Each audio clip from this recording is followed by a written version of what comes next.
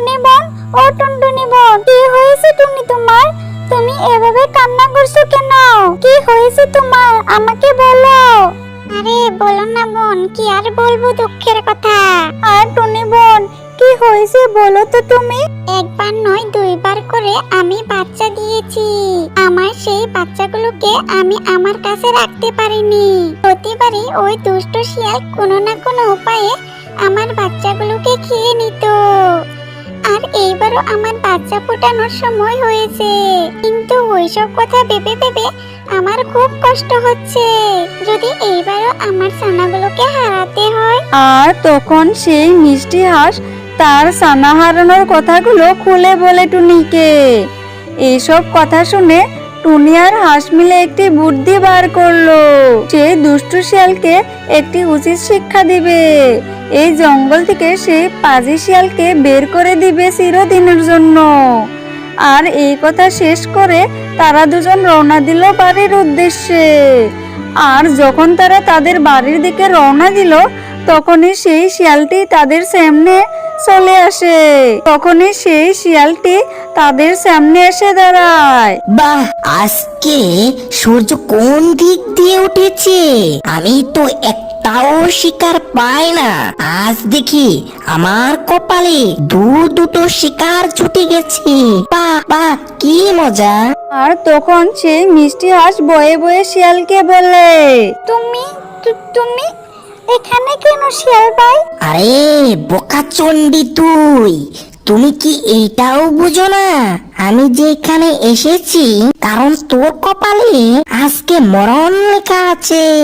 সেই দুষ্ট শিয়ালের মুখে এই কথা শুনে হাঁসটি অনেক চিন্তায় পড়ে যায় আর মনে মনে বলতে লাগলো, না না, এ হতে পারে না। এই পাজি শিয়ালকে কোনোভাবে আমাকে খেতে দিব না। ঠিক আছে শিয়াল ভাই, তুমি আমার বাচ্চাকে খেয়ে নিয়েছো, আর এখন তুমি আমাকে খেয়ে নাও। এতে আমার কোনো দুঃখ নেই। তবে তার আগে আমার একটা কথা শোনো, তারপর না হয় তুমি আমাকে খেয়ে নিও। আচ্ছা আচ্ছা, তাড়াতাড়ি বল, আমার সময় নেই। আমার পেটে ইঁদুর দৌড়াচ্ছে, আর কোনো চালাকি করার চেষ্টা করবি না, বুঝতে পেরেছিস? আমার এক ছানাকে তুমি খেয়ে নিয়েছো, আর এখন তুমি আমাকে খেতে চাচ্ছ? তুমি একবার ভেবে দেখেছো, এখন যদি তুমি আমাকে খেয়ে ফেলো তাহলে তুমি আর কোনোদিনও হাঁসের মাংস খেতে পাবে না। কেন আমি খেতে পারবো না? কেন পারবো না? আমাকে কি তুই বোকা পেয়েছিস নাকি? আরে না না শিয়াল ভাই, আমি বলছি তুমি যদি এখন আমাকে খেয়ে নাও তাহলে পরবর্তীতে আমি আর ছানা দিতে পারবো না, আর তখন কোনো হাঁসও থাকবে না, আর তখন তোমার না খেয়েই থাকতে হবে। আর তুমি যদি না খেয়ে থাকো তাহলে তুমি আস্তে আস্তে এমনিতেই মারা যাবে। আর এই কথা শুনেই শিয়াল একটু ভেবে বলতে লাগলো, ও আচ্ছা আচ্ছা, এটা তো আমি ভেবেই দেখিনি কখনো। তুই এখন কি বলতে চাস? সব কিছু আমাকে খুলে বল। শিয়াল ভাই, আমি বলতে চাচ্ছি কি, তুমি আজ অন্য কোথাও খাবার খেয়ে নাও। কাল না হয় তুমি আমার বাড়ির সামনে এসো, আমার ছোট্ট একটি নাদুস ছানা আছে, সেটাকে তুমি খেয়ে নিও। হাঁসটি যে তার দুষ্ট বুদ্ধি দিয়ে শিয়ালকে তার ফাঁদে ফেলতে যাচ্ছে, সেই দুষ্ট শিয়াল সেটা বুঝতে পারে না।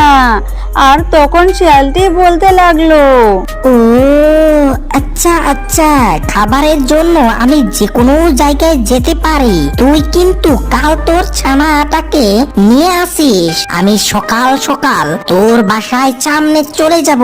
ঠিক আছে শিয়াল ভাইয়ের জয় হোক। শোনো টুনি বোন, কাল সকালে ওই পাজি শিয়াল আমার বাসার সামনে চলে আসবে।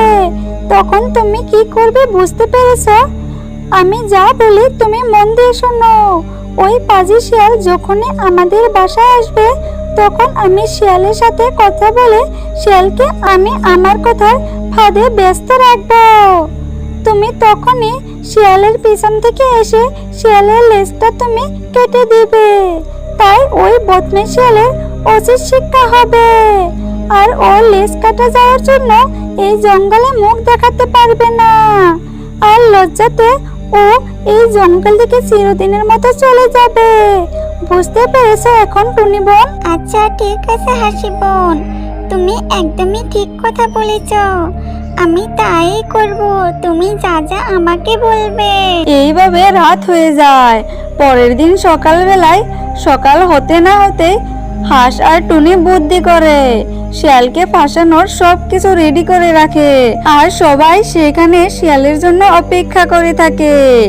কিছুক্ষণ পর দুষ্ট শিয়াল সেখানে এসে হাজির হয়, আর তখন হাঁসটি বলতে লাগলো, শিয়াল ভাই তুমি এসেছো, সেই কখন থেকে আমি তোমার অপেক্ষা করছি। আসবো না? আমি সারা রাত ঘুমাতে পারিনি। আমি কবে যে তোর ছানাটাকে খাবো এই চিন্তায় আমার মাথা নষ্ট হয়ে গেছে। তাড়াতাড়ি ওকে আমার কাছে পাঠিয়ে দে, আমি ওকে খেয়ে আমার ক্ষুধাটা মিটাবো। আরে শিয়াল ভাই তুমি এত ব্যস্ত হলে কেন? আচ্ছা যেহেতু এখানে নিয়ে এসেছি তাহলে তোমাকে খেতে দিবই, বুঝেছো শিয়াল ভাই? এইসব কথা মিষ্টি হাঁস যখন শিয়ালকে বলছিল তখন শিয়ালের পিছন থেকে এসে টুনি একটি ধারালো ছুরি নিয়ে আসে, আর টুনি শিয়ালের কাছে এসে টুনি শিয়ালের লেজটা কেটে দেয়, আর লগে লগে টুনি ওইখান থেকে চলে যায়। আর শিয়াল বলতে লাগলো, ও মা গো, আমার লেজটা কেটে দিল রে এই শয়তান টুনি। এখন আমি এই জঙ্গলে কিভাবে মুখ দেখাবো? আমার যে কোনো সম্মানই থাকলো না। এই হাঁস, আমি তোকে এখনই খেয়ে ফেলবো, তোর সাথে তোর বাচ্চাটাকেও খেয়ে নিব। তুই ওইখানেই দাঁড়া, আমি তোকে আজ আর ছাড়বো না। তুই আমার অনেক বড় ক্ষতি করে দিলি আজ। এই কথা বলেই শিয়াল যখন দৌড়ে হাঁসের কাছে আসছিল, হাঁসের সামনে থেকে একটি গুহার মধ্যে শিয়াল পড়ে যায়, আর শিয়ালের শরীরে কাঁটা বিঁধে যায়। আর গুহার মধ্যে পড়ে শিয়াল বলতে লাগলো, হাই রে টুনি আর হাঁস, তোরা আমার সাথে এটা কি করলি? আমার লেজটা তো কেটে দিয়েছ, তার সাথে আমাকে মেরে ফেলার সব কার্যকলাপ করে রেখেছিস। কেউ আমাকে বাঁচাও, আমি আর এইরকম ভুল আর কোনোদিনও করব না। আমাকে মাফ করে দাও, এবারের মতো আমাকে বাঁচিয়ে নাও।